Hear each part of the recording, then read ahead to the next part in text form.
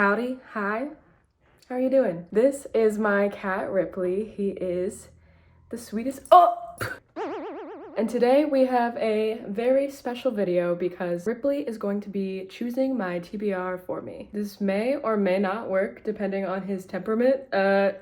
He's kind of unpredictable. Usually he's the sweetest boy, but sometimes he's a bit much, so we'll see. Instead of placing treats on books and seeing which he walks over to, I thought I would do that thing I've seen people do when they're letting their cat choose their sexuality or religion. You know what I'm talking about, right? So I thought he would be most responsive to little pieces of paper because that's probably his favorite kind of toy. Paper, garbage, things he finds on the floor. I went ahead and took some paper scraps and put some books from my physical TBR on there. I didn't put every single book on my physical TBR on there because I'm such a mood reader that I'm worried this isn't gonna work for me. I decided to only put books that I'm like really excited about so that I won't be disappointed and not read the books I pick out or Ripley picks out. I'm usually very slow at reading physical books. I probably read one physical book a month, which I want to be better about. It's currently February. In fact, it's currently Valentine's Day. And I already finished my book club book for the month, meaning I have about 2 weeks with nothing to read. So I figured now was as good a time as any to try and do a little TBR prompt and reading vlog. So let's see what Ripley has in store for me. I'm honestly not sure what the vibe is, but he's already kind of intrigued by the papers, so I'm just gonna throw them on the floor and see what happens. Come here. Okay. He's a little bit uninterested. Oh, we got our first pick. Okay, let's see what our first pick, oh fuck, I just ripped it. Oh, buddy, wait. He's picking more, hold on. While I was trying to film that, he kicked this one over here. So this will be book 2. Okay, back to book 1. We got The Honeys by Ryan Sala. And it seems he's picked our 3rd book already. Okay, this honestly went better than I expected. He seemingly loved helping me pick my TBR. He just couldn't wait for me. So here is book 3. The first book that Ripley has selected for me was The Honeys by Ryan Sala. I am so excited that he picked this for me because I've been wanting to read this forever, but I never reach for it for some reason. The Honeys is about 2 twins, Mars and Caroline, and they seem to have a relationship where Mars is always seen as less than Caroline. But then it says Caroline tragically dies under horrific circumstances. So I believe Mars is looking to find out what happened to his sister. And he decides to go to this summer camp where Caroline went religiously every summer. An important note is that it mentions that Mars is gender fluid. So I believe this really takes a look at gender roles and it seems like toxic environments, because when Mars gets to this summer camp, he runs into the Honeys. The Honeys are like the girl clique. It says they're beautiful and terrifying. So I'm immediately getting Heather's vibes, which Heather's is one of my favorite movies, so yup. It mentions that it's a very folksy, charming place, but the longer he stays there, the more his memories begin to falter and he's not sure what's really reality. I am so excited to get into this one. I probably will pick this one up first. I believe this is a young adult book. This potentially is a debut author. I'm not sure, but that's our first selection. All right, and now I am unraveling Ripley's second pick. And that would be The Midnight Library by Matt Haig. Because literally, how did he know that I've been meaning to pick this one up? How did he know? This one was on my December TBR and it sadly got overlooked. So I'm really glad to be picking it up now. What I know about the Midnight Library is that it's this library where you can check out books and see how your life would be different had you made different choices. I don't know much more than that. Everyone is saying it's a very beautiful take on the whole multiverse thing, which sometimes those books give me anxiety because I don't like to think about my daily regrets. My friend Libby said that this one gave her a lot of peace with her choices, and I could really use some peace. So thinking I'm gonna love this one. Thank you, Ripley. And our last choice is The Ones We're Meant to Find by Joan. Okay, what another excellent choice from Ripley. I've had this one on my shelf for years. I bought it immediately when it was published because the cover is so stunning. Hopefully that's in focus. I believe this one is a young adult sci-fi book. This is a book about sisters C and Casey who have been separated by some circumstance. C wakes up on the shore of an abandoned island and all she knows is that she needs to find her way back to Casey. And it seems like that is actually the only memory she has. This is a story that has to do with environmentalism and whether you would choose to save the world or save your loved ones. So seems like this one's gonna hurt maybe a little bit. Those are my 3 selections from Ripley. I'd say we've got some feel-good books here. Maybe some hurt in there as well, some pain. But who doesn't love a dash of pain? You know? So this is what I'll be reading for the next 2 weeks. This is pretty ambitious for me, but I'm really excited about all of them. I think Ripley made an excellent choice each time. Oh, thank you so much, buddy. Hopefully Ripley is ready to cuddle up with me as I get into some good books. I think I'm gonna start with The Honeys.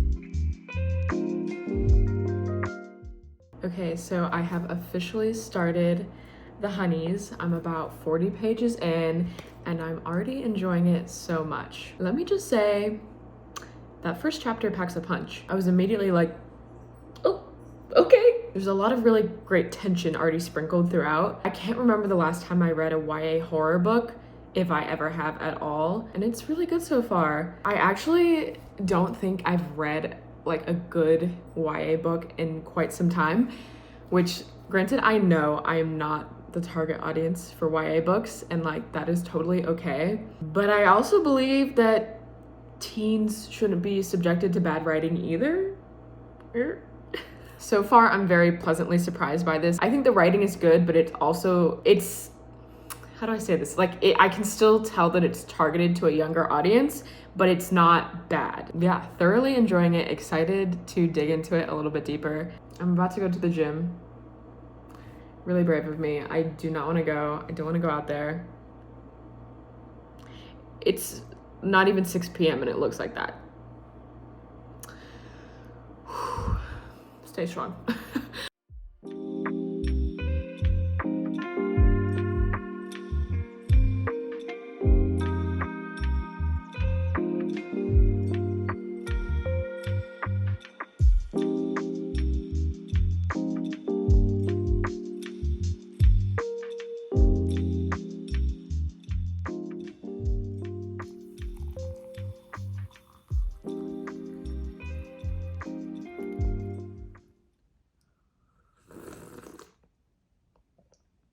Good morning. I'd say there's something very cinematic about it. It's very easy for me to picture this as a movie or like a TV show. And I think that's because Ryan Sala has such great use of imagery. Not only is it very like vivid, but he kind of attacks all your senses. And I think that's a really fun tool to play with in terms of horror, specifically the sound he incorporates, the way he talks about the noises and the like whispers. It sounds like it's coming from the back of your head, which is creepy. There's some really good commentary already, not even 100 pages in, about the main character Mars being gender fluid, which I don't think I've ever read a character that was gender fluid before. So that is really fun and exciting. And then something else I'm really loving about this, I picked it up on like chapter 8. So chapter 1, this is what the title looks like, right? Chapter 8, you can see it's starting to become distorted. And that's like as Mars has now entered this camp that the description was talking about. The description seemed to imply that you sort of forget what's real and what's reality. I think that displaying that through the typography change is so clever. And I went and I looked at like the the last chapter because I wanted to see if my theory was correct that like as you get deeper into it, it gets more distorted, and this is the last chapter. Isn't that so fun? That is just like, I'm sure anyone could have picked that up, but as a designer, it's like, ooh, this is like, that's the magic. That's like exactly what I like to see. Jacket design is by Maeve Norton. So she might have done that as well, because it seems like that typography choice is being reflected in the cover, which is very cool.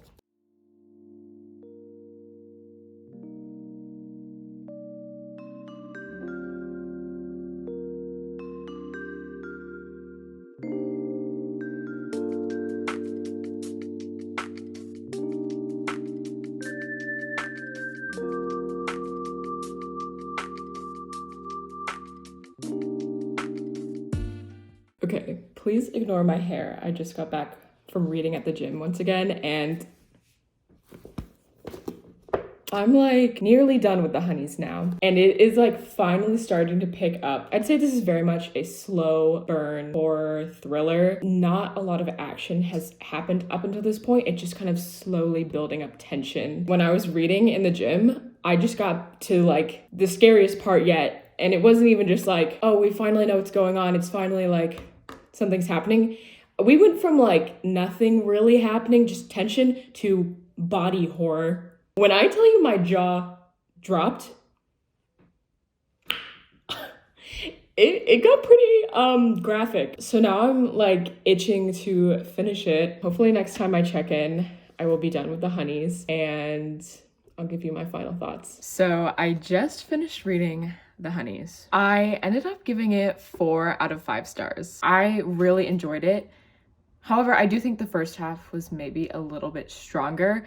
Things get pretty wacky towards the end. In the beginning of it, I was very much catching a midsummer vibe. It's got the same elements and themes of like a weird cold and summertime. But towards the end, I was very much catching a Hereditary vibe. I can't really elaborate on that without spoiling it, but if you know, you know. So I'd say the book is like a perfect combination of those two things mixed with summer camp and young adult. Earlier, I did say that like the writing is good, and I do think it is for a young adult book. If you're someone who's really used to reading adult horror and you don't read YA, I don't know that you would love this. This is for the people who like slow burn, because it's the kind of tension and horror that builds up over a long period of time, and the action and true horror doesn't really come until the very late stages of the book, which personally I love that. But if you're someone who really likes fast-paced action, a lot going on, you're probably gonna want to skip this one. But yeah, I did enjoy it. I think the ending was a bit much. The whole premise is the honeys, but you don't really get a super in-depth look at the individual girls in the group, which is, you know, partially the point, because it's very much about them as like a collective we, but it would have been nice to get a little bit more insight on the individual side characters. But so far, I'd say Ripley is 1 for 3 with his picks. This was a great read. The next book, which I'm about to start, which will be The Ones We're Meant to Find. I'm super excited to get into this one. Hopefully Ripley picked out another good one for me.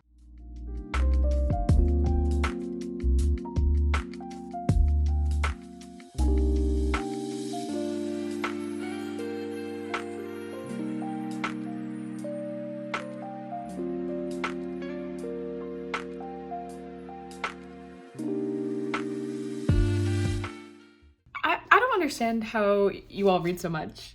I'm like, me personally, I just read the honeys so quickly for me because I'm a slow reader. It took me like a couple days, less than a week. And I like desperately want to just like process that, but I have to read 84 pages today, so I'm moving on to the next book. And just like immediately reading the chapter, I'm like finding myself not being able to focus on it. I'm like getting confused, and it's just like my brain is not clicking. That took me like 30 minutes to read one 10-page chapter. My brain is just like off. It's off. I don't know. In conclusion, reading is hard. And my brain is empty.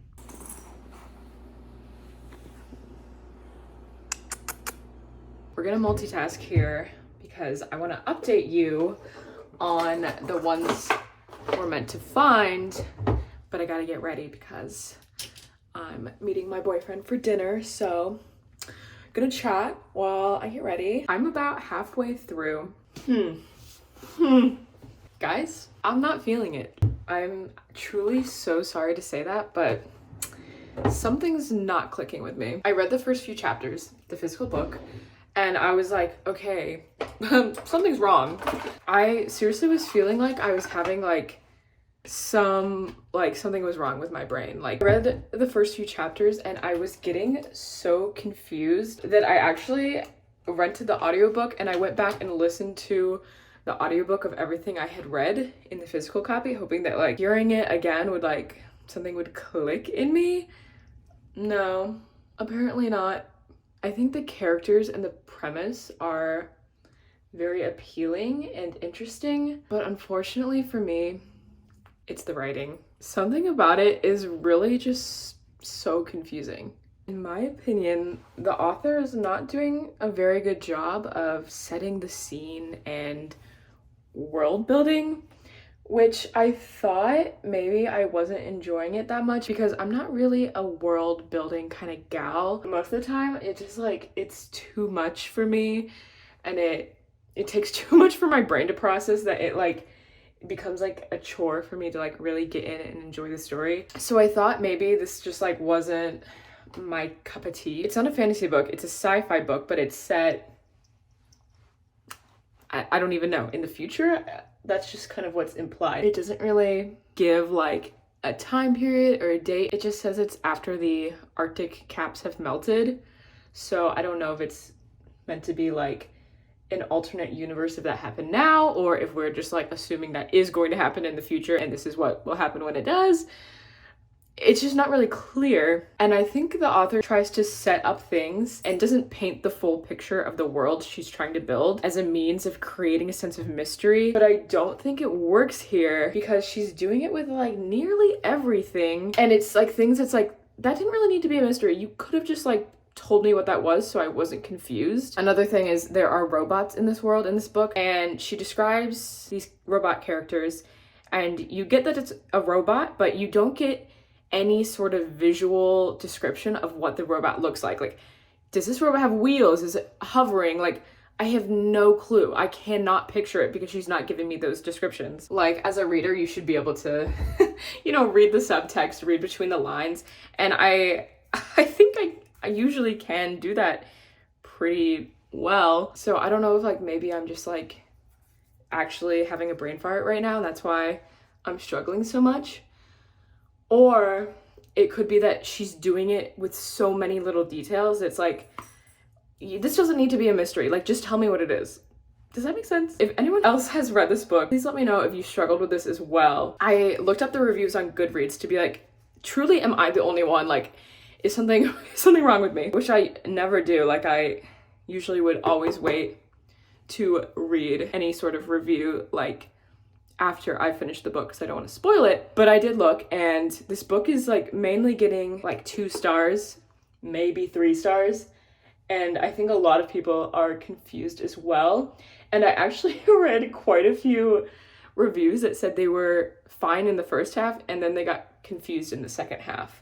So I'm Boop. If I'm confused now, I don't really know how the second half of the book is gonna go for me. It makes sense to me that a lot of people are having a hard time with this book, or it's getting lower ratings than you would expect, because for those of you who have been here since the Dark Ages, I actually posted a video back in 2020 talking about my favorite book covers that were being released for 2021 books. And of course, the ones we're meant to find made that list because objectively, this is a stunning cover. The girls were talking about it, But I haven't heard anyone talk about actually having read it. And I think with a cover that beautiful, if it was a really good book, people would be talking about it and recommending it. I assume that I'm not the only one who is struggling with this. I fear Ripley maybe did not slay with this choice. My other fun update is that last night I went to a play of Little Women. The fun part was that the play was in a local indie bookstore, and on the intermissions you could browse the book stacks. So I did pick up a few books, which I will show you when I'm done with my makeup. Before I head out, I want to show you my little book haul. We were browsing the stacks and I was drawn to the mass market paperback section. I've been really getting into specifically vintage mass market paperbacks.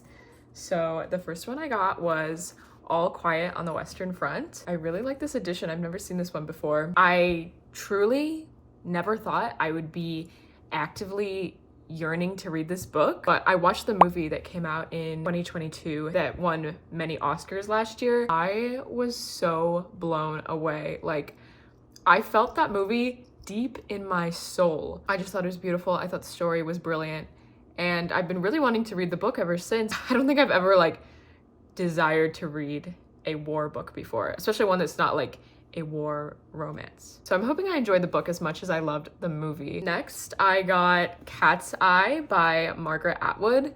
I haven't read any of Margaret Atwood's novels. I've only read her short stories. This one was really speaking to me last night. One, because I think the cover is so cool. I'll just read the back in case you all aren't familiar with this one. Returning to the city of her youth for a retrospective of her art, controversial painter Elaine Risley is engulfed by vivid images of the past.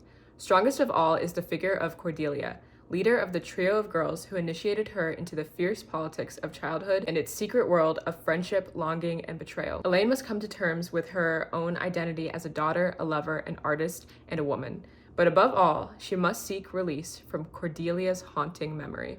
So that is Cat's Eye.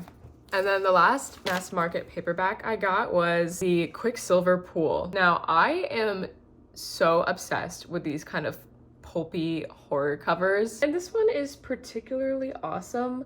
I love anything that has like a woman in a white dress holding a candle. The great Tyler mansion on Staten Island became a house of menace and hidden danger for Laura Blair from the moment she arrived there as a new bride of Wade Tyler. Years before, Wade's first wife, Virginia, had died there under mysterious circumstances. No one dared speak openly of her death to Laura, and every day Laura faced increasing hostility from everyone at Tyler House. Laura soon realized that some unseen, unknown person was maneuvering her to the edge of what could be a fatal accident. Was the same death being prepared for her? So that sounds amazing to me. It's like, I guess, a gothic romance. Gotta be my favorite genre. I feel like I've been looking for a book that perfectly captures the gothic romance vibe, but has like a very compelling story as well. So hopefully the Quicksilver Pool will do that for me. That's my little book haul. I'm really excited about all of them, and maybe I'll read some of them in a future reading vlog. So I haven't updated in a few days, but I wanted to go ahead and check in on my progress. I just finished my Galentine's Reading Sprints live stream, which was so much fun. If you were there, thank you so much for coming out to hang with us. I did finish The Ones We're Meant to Find. I talked pretty heavily about my thoughts on it during my last check-in. Unfortunately, it didn't really turn around in the end. I ended up giving it 2 stars. I just couldn't look past all the issues I was having with the writing. I wasn't connecting with the world. I was very confused on all the setting, and pretty much the whole book, I was confused, basically. It still got 2 stars from me because I think the concept is really interesting. I appreciated the commentary on environmentalism. Both of the main characters were pretty unique, and I liked the idea of their 2 different perspectives and how they contrast with each other. I just don't think the writing was executed to my liking. I'm glad I finally read it. Thank you, Ripley, for pushing me in the direction. So now I'm on my last and final book, which is The Midnight Library. I have already started this. I'm about 50 pages in. So far, I'm thoroughly enjoying it. I'm immediately sucked into the story, and I really appreciate how short and quick the little chapters are. I really like how immediately I'm falling into this world and this story. So that's where I am, and I'm very happy with my progress. I'm very excited to really like dig into this. I feel a 5-star energy with this one. I hope it honestly changes my life. I hope I'm a different person after reading this. So we'll see.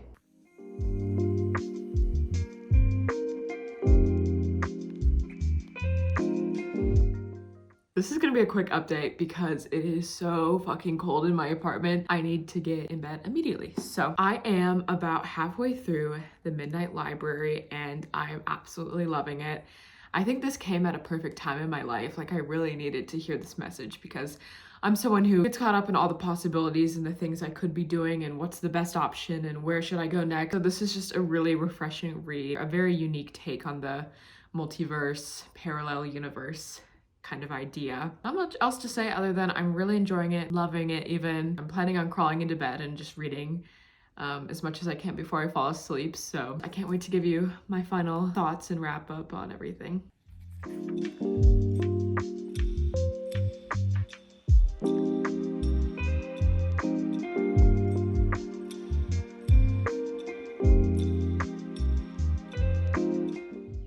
I finally finished The Midnight Library. I had to compose myself before filming this because the ending did really have me crying. This is such a powerful book.